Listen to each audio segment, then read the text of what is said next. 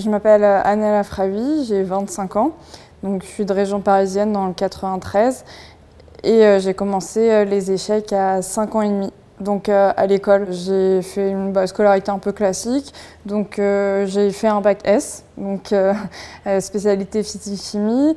Donc, et ensuite, j'ai décidé d'aller à l'université Pierre et Marie Curie. Donc d'abord, c'était un portail de physique-chimie aux sciences ingénierie. Et ensuite, j'ai continué en licence d'électronique parce que je voulais depuis petite travailler dans la mécatronique, la robotique. Et comme ma sœur a eu des problèmes de santé, j'ai voulu travailler dans la mécatronique, robotique pour la rééducation. Et plus tard, j'ai ensuite rebifurqué dans un master pour être professeur des écoles.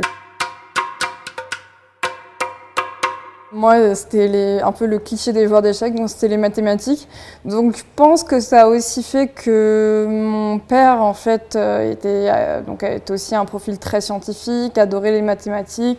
Et depuis petite, j'en faisais beaucoup à la maison. En primaire, il m'apprenait à résoudre des équations du premier degré. Je ne conseille pas forcément de faire ça, mais c'est vraiment, j'ai toujours adoré les mathématiques. Et je pense que c'est ce qui fait que j'ai autant accroché avec les échecs, parce qu'il y a beaucoup de ressemblances entre les deux. Et d'ailleurs, il y a beaucoup de joueurs d'échecs il y a beaucoup de profils scientifiques. Et je trouve qu'il y a quand même plus de professeurs de mathématiques aux échecs que ce qu'on peut croiser dans la vie classique.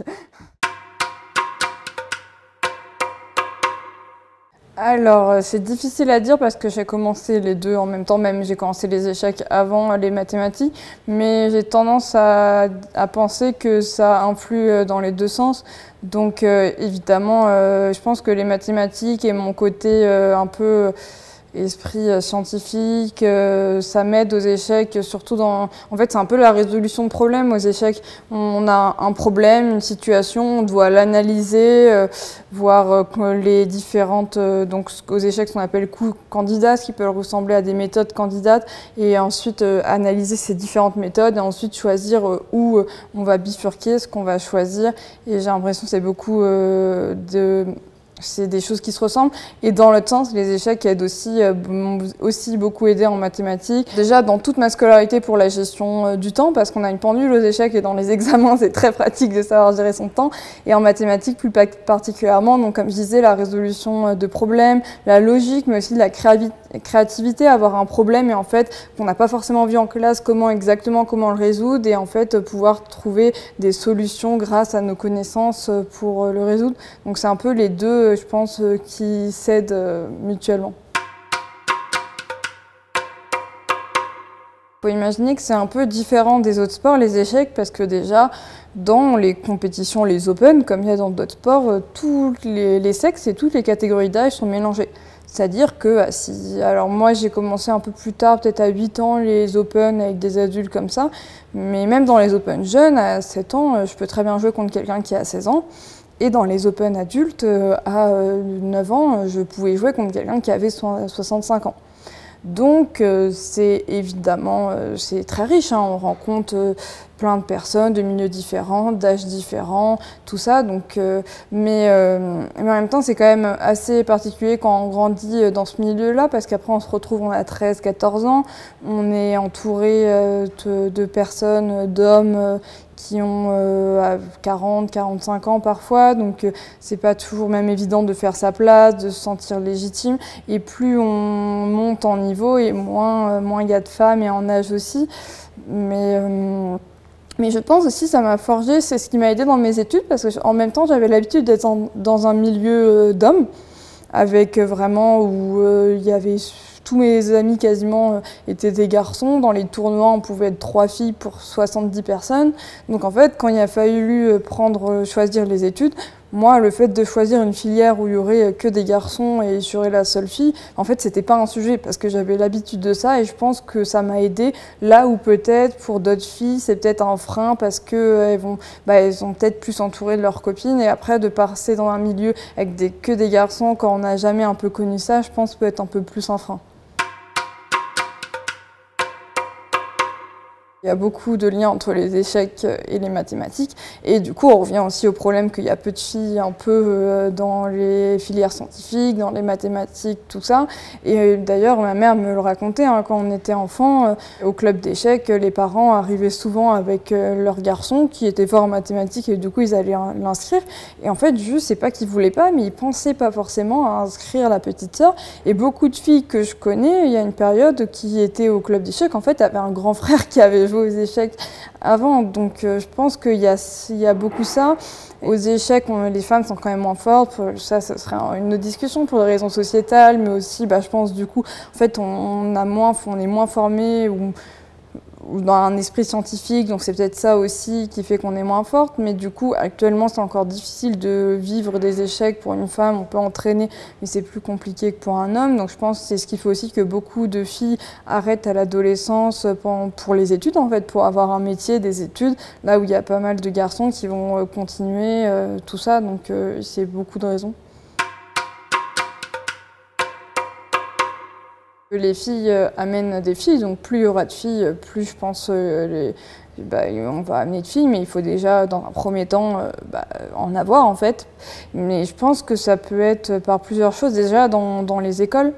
Il y a par exemple à mon club Châlons-en-Champagne, je sais qu'ils avaient, et d'autres endroits en France, il y a des programmes dans les écoles, notamment avec les filles en fait, où ici vraiment les filles pour les amener, leur montrer. Et je pense aussi les modèles, c'est pas parce que forcément il n'y a pas beaucoup de femmes aux échecs que si on les met vraiment en valeur beaucoup plus et qu'on les montre, et les filles vont quand même grandir avec des modèles, s'imaginer qu'elles peuvent faire ça, et puis peut-être amener, je pense que les échecs en fait il faut les amener à l'école, parce qu'on se rend compte que ça peut avoir aider beaucoup en mathématiques, mais pas que. Il y a des études qui ont montré que les échecs, ça améliore les résultats des élèves en mathématiques, donc particulièrement en résolution de problèmes et aussi en lecture.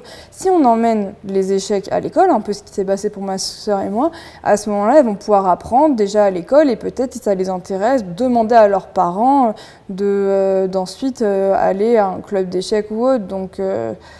Mais je pense que c'est beaucoup de travail, c'est un peu le même travail que pour amener des filles dans les filières scientifiques et en mathématiques.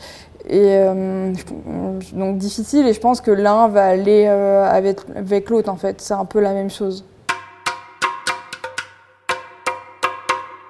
Est-ce que cette série aide? Oui, parce qu'elle montre des femmes, mais en même temps, est-ce qu'elle va aider des petites filles à aller aux échecs? Non, parce que cette série, j'espère qu'elle n'est pas vue par des petites filles, en fait.